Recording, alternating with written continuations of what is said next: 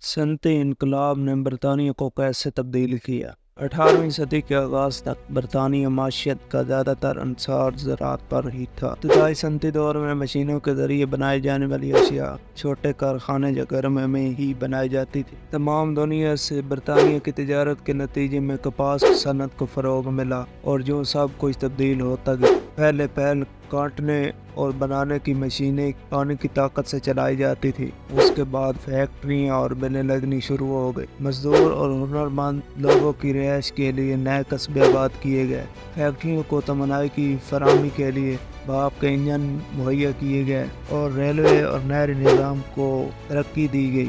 دوسری اہم پیش رفت یہ تھی کہ لوہا پگھلانے کے لیے لکڑی کی جگہ کوئلہ استعمال کیا جانے لگا۔ دنیا کے سب سے خوشحال صنعتی قوم بننے کی خاطر انگریزوں نے سمندر پار اپنی نو آبادیوں کا استحصال کیا اور ان کی خام مال اور وسائل پر قبضہ کر کے اپنی صنعتوں میں استعمال کیا اور یوں وہ دنیا کے ترقی یافتہ ممالک میں شامل ہو گئے۔